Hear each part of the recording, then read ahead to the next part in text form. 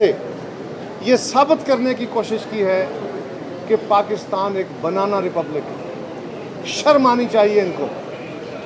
पाकिस्तान एक growing democracy है और हम इंशाल्लाह ताला और आप सारा मुल्क इस जमहूरियत का गार्डियन है।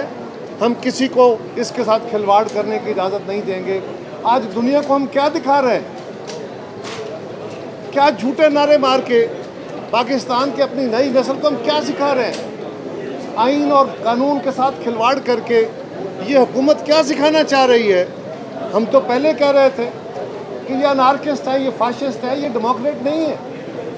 ये इलेक्शंस के ज़रिए ज़रूर आए हैं, लेकिन इनका डेमोक्रेटिक प्रोसेस से कोई ताल्लुक नहीं है।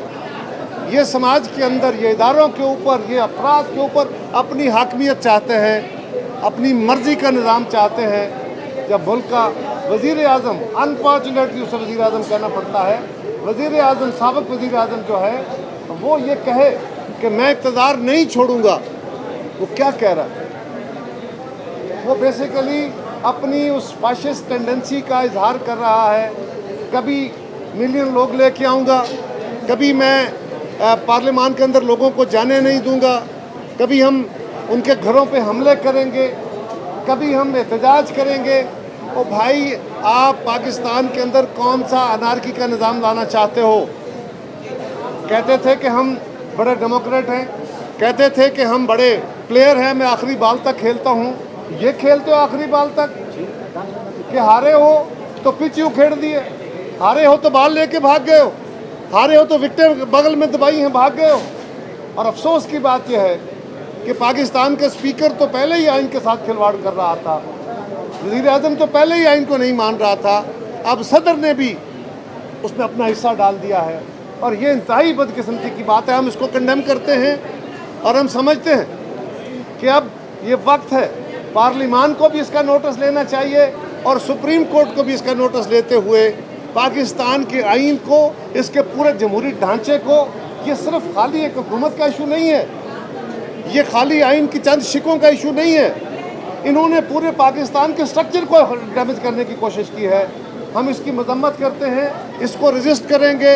अदालत में भी आए हैं, मैदानों में भी इनको रजिस्ट करेंगे। हमने बहुत बर्दाश्त किया।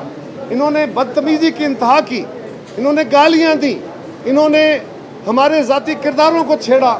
हम बर्दाश्त करते रहे कि ठीक है, ये अभी नए नए हैं, शायद इनका मिजाज ठीक हो जाए।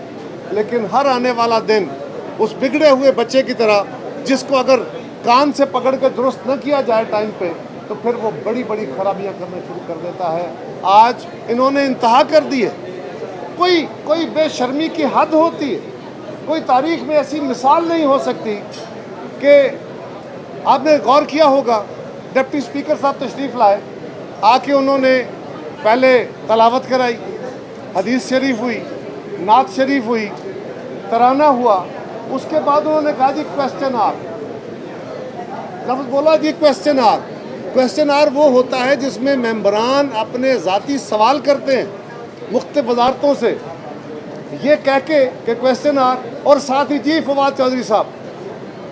अब हुकूमत का वज़ीर क्या सवाल करेगा? फवाद चौधरी साहब खड़े हुए, उन्होंने खड़े होकर तकरीर कर दी, हम पे उन्होंने गद्दारी के मुकदमे खड़े कर दिए।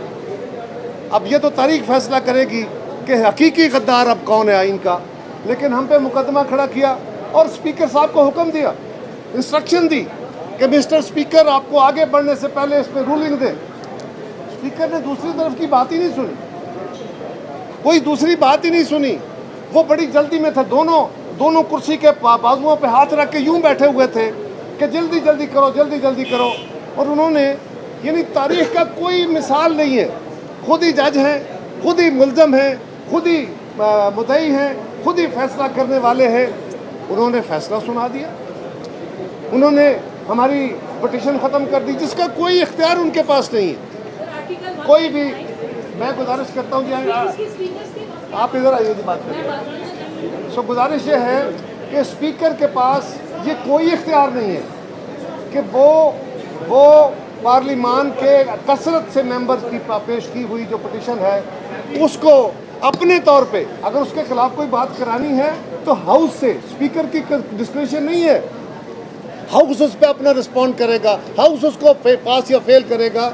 अगर फवाद चौधरी का भी कोई रेजोल्यूशन था वो भी हाउस में जाना था, लेकिन स्पीकर दूसरे तरफ को सुने बगैर, यानी ये तो ऐसे ही हुआ कि कोई बंदा अदालत में जाता है, वो कहता है मैंने थाने में पर्चा भी नहीं कराया, इन्वेस्टिगेशन भी नहीं हुई, ये मेरी दरख्वास्त है, अदालत वो दरख्वास्त देखती है और दरख्वास्त देखने के बाद कहती है इस बंदे को फांसी लगा दो, इसने कत्ल किया। तो यार कभी दुनिया में ऐसा हुआ है? ये इंतहाई बड़ी ज़्यादती है, बहुत बदकिस्मती की बात है। इसका कोई तल्लक आईनी स्ट्रक्चर से नहीं है। और उसके ऊपर प्लानिंग क्या है? इधर डिप्टी स्पीकर का वो शर्मनाक काम जो था वो कभी ख़त्म नहीं हुआ, तो अगले 2 मिनट में वज़ीर आज़म साहब की रिकॉर्डेड स्पीच शुरू हो जाती है। वो पहले से सारा कुछ तय था, वो लिखा हुआ स्क्रिप्ट था, उसके मुताबिक सब कुछ चला और उन्होंने कौम से खिताब फरमा दिया। कौम से खिताब ख़त्म हुआ तो अगले 4 मिनट बाद सदर पाकिस्तान को अभी वो समरी उसकी शायद उसकी स्याही गीली नहीं होगी साइन की, अगर किसी ने कोई किया हो तो वो सदर साहब के पास भी पहुंच गई और उन्होंने भी उसको एक्सेप्ट करते हुए उसको पास कर दिया। सवाल ये है कि चौधरी सरवर साहब को, गवर्नर पंजाब को, उनको भी आज उन्होंने क्या कहा? उन्होंने कहा मुझसे ये गैर आइनी काम कराना चाहते थे, मैंने उससे इनकार किया, मैं किसी सूरत में भी गैर आइनी काम नहीं करूँगा। हम ये पूछ रहे हैं कि क्या हुआ है? पाकिस्तान की सिक्योरिटी इस्टेब्लिशमेंट ने, पाकिस्तान की अफवाज के सरबराह ने, आपके चैनल्स के ऊपर खबरें चली, उन्होंने कहा है कि इसमें कोई गैर मुल्की ताकत मुलव्वस नहीं है और पाकिस्तान की सिक्योरिटी को ख़तरा नहीं। उन्होंने कहा कि हमें अमेरिका के साथ हमारे ताल्लुकात अच्छे हैं, हमें और अच्छे करने हैं, हमें बेहतर ताल्लुकात लेके चलना है, हमारी उनके साथ तिजारत है। हर जी शऊर यही कहेगा, हर बंदा यही कहेगा। ये हमें ये जैली गैरत के नारे मारने वाले ये हमें सिखाएंगे? हम हमेशा से पाकिस्तान के मफाद के लिए, पाकिस्तान के अंदर भी और पाकिस्तान के बाहर की कुव्वतों से भी जो पाकिस्तान के मफाद के ख़िलाफ़ और आईने पाकिस्तान के ख़िलाफ़ लड़ते रहे, ये कोशिश करते रहे, या पाकिस्तान को महकूम बनाने की कोशिश की, हमने अमलन उसके इजहार किए हैं। गिनती में कितने वोट मिले?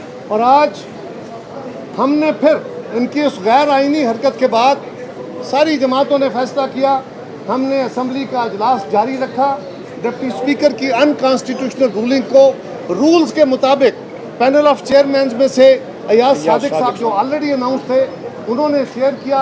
सारे हाउस की इजाज़त से स्पीकर की दी हुई, डिप्टी स्पीकर की दी हुई रूलिंग जो है उसको विड्रा किया, ख़त्म किया और उसके बाद हमने उस करारदाद पे वोटिंग कराई है।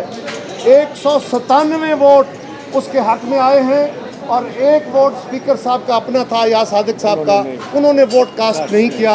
सो बुनियादी तौर पे इस हाउस के 198 मेंबरों ने बाकायदा प्रोसीजर के तहत कौमी असम्बली के अंदर बैठ के वो सारे प्रोसेस के तहत आइन और कानून और रूल्स के मुताबिक हमने अपनी राय दे दी है। और अब लगता यूँ है कि इनको पकड़ के, इनको लिटरली पकड़ के अब इन ईवानों से भी और जहाँ पे ये काबज़ है वहाँ से इनको बाहर फेंकना होगा। पाकिस्तान ऐसे वाहियात हरकतों का मुतहम्मल नहीं हो सकता। मुझे अफसोस है मैंने ये लफ्ज़ गलत इस्तेमाल किया, लेकिन इसके बाद मेरे पास कोई लफ्ज़ था नहीं। इससे तल्ख लफ्ज़ ज़हन में आते हैं, लेकिन मुझे बहुत अफसोस है। और हम इंशाअल्लाह अदालत भी इस मामले को अंडू करेगी और हम इनको अब ऐवानों के अंदर भी इंशाअल्लाह छोड़ेंगे नहीं।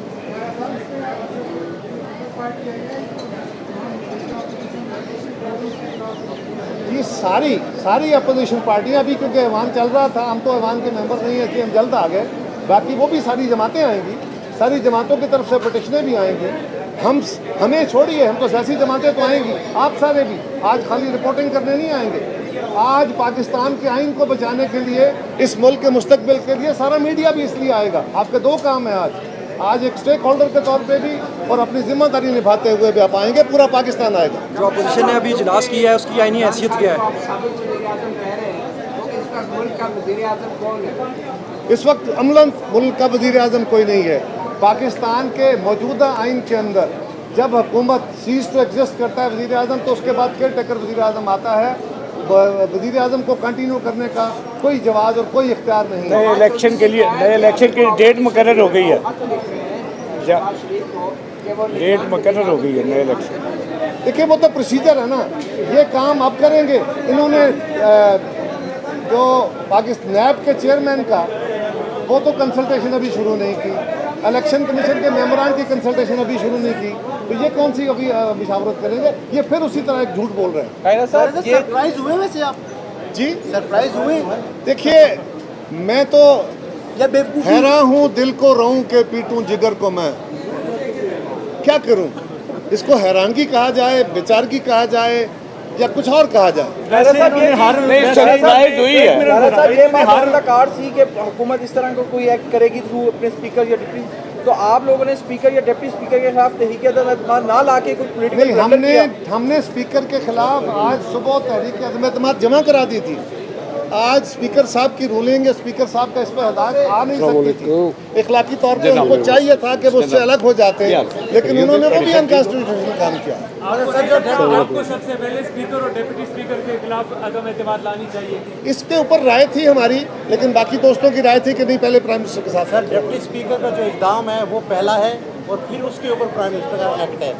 डिप्टी स्पीकर का इकदाम ये प्राइम मिनिस्टर लगता तो यूँ है कि सदर साहब, वजीर आजम साहब, स्पीकर साहब, डिप्टी स्पीकर, ये सब एक ही कच्चे चट्टे के बट्टे हैं, और इन्होंने बाकायदा प्लान करके ये सारा अमल किया है। उसके बाद आप देखिए ना, ये स्क्रिप्टेड है सारा, कि इधर डिप्टी स्पीकर रूलिंग देता है, उधर स्पीकर वो खड़े होके बात करता है, रूलिंग आती है, प्राइम मिनिस्टर की स्पीच चलती है, सदर साहब इस्तीफा वो समझे डिजॉल्व करते हैं।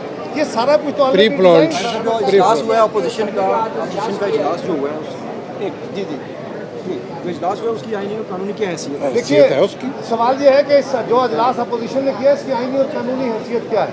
ये 100% हमारी दानिश में आईनी अजलास था, इसलिए कि हम सब ने, मेंबरान असम्बली ने, सियासी जमातों ने हल्फ उठाया हुआ है कि हम आइन का तहफ़्फ़ुज़ करेंगे, हम पाकिस्तान की जमहूरियत का तहफ़्फ़ुज़ करेंगे।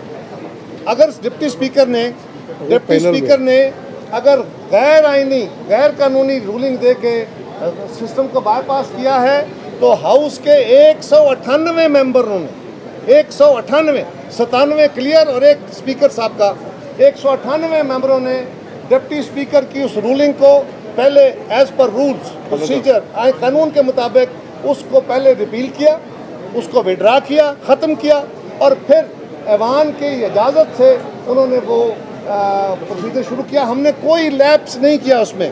और उसमें दूसरा ये है कि